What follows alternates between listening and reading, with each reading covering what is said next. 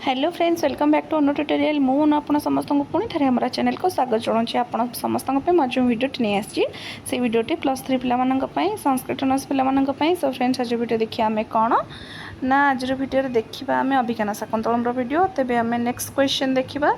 ये क्वेश्चन प्रथम श्लोक द्रष्टव्य अच्छे। देखो कौन देती प्रस्तुत श्लोकटी कवि कूलगुरु कालिदास प्रणीत अभिज्ञान शाकुंतलम पंचम अंकरु आनीत। एठारे दुष्यंत किपरि शकुंतला को मन पकाई पारि नाहांती ताहा ही प्रतिपादित होइछि।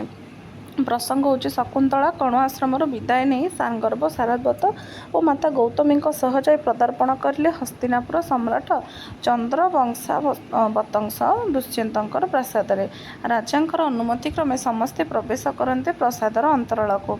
अत्यंत आनंद उत्फुल्लित हो राजा जयनाद कर कण्व शिष्य सांगर्भ राजा को कण्वर संदेश दिए, हे राजन, तुम्हें हेउछ योग्य व्यक्ति मानक मध्य अग्रगण्य एवं आमर कन्या शकुंतला हेउछन्ते सत्क्रियार मूर्तिमंत अवतारिणी। उभयों मध्य जो मिलन आज होइछि ताहा तो राज्य निश्चित जगत पिता प्रजापति अभिलाष पूर्ण होइछि, एथिरे संदेह नहीं।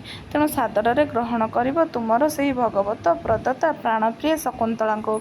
यह कही कण्व शिष्य सांगर्भ तार पार्श्वस्थ शकुंतला को ग्रहण करने को राजा को कही। एभली एक अचानक तथा अनाकांक्षित परिस्थितिर सरव्य हो स्तंभीभूत हो पड़ते राजा दुष्यंत। निर्वाक एवं निश्चंद राजा मुखर वाक्यटी स्फुरे नहीं।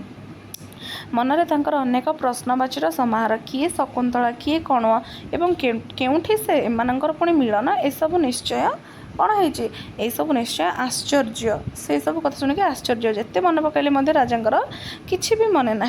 व्याख्या हो शकुंतला दुर्वासा अभिशाप अभिशप्ता।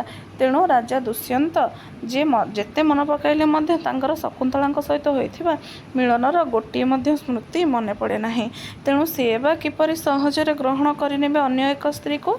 राजा जितेबाला मना करदे से जे केबे सही अपरिचित नारी को ग्रहण करें ना, सेतेबेले कण्व शिष्य राजा को कहते, हे महाराज, आपण भली ऐश्वर्य गर्भरे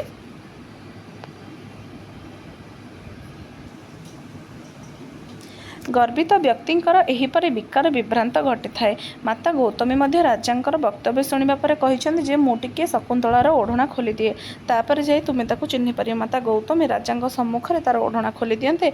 राजा शकुंतला रूप लावण्य आश्चर्यान्वित होइछन्ति एवं मने मने भाविछन्ति, मो समक्षर अंतःसत्त्व भाव उपस्थित ही नारी को प्रथमे मु उपभोग करी कि नाही ताहा जानी पारु नाही। आहार कि रूपरे टिके जार कि रूपरे टिके हेले म्लानता नाही। यह अम्लान क्रांति संभार सत्य कौन मो द्वारा उपभोग होता। एपरि एक नारी जहाको कि मु उपभोग करि पारु नाही कि छाड़ी मध्य पारु नाही। जेपरि भ्रमर प्रभात समय रे कुंद फूल को अर्थात जार गर्भरे तुषार बिंदु राशि पड़ी से फूल को उपभोग करने बा छाड़ा समर्थ हो पारु नाही। ठीक यही भ्रमर परि मु वर्तमान अंतःसत्त्व युवती को उपभोग करि पारु नाही बा छाड़ी मध्य पारु नाही। सो यहाँ था आज वीडियो। आशा कर समस्त जानीपारे। ये रोचे नेक्स्ट वीडियो पुणी थे देखा। Thanks for watching.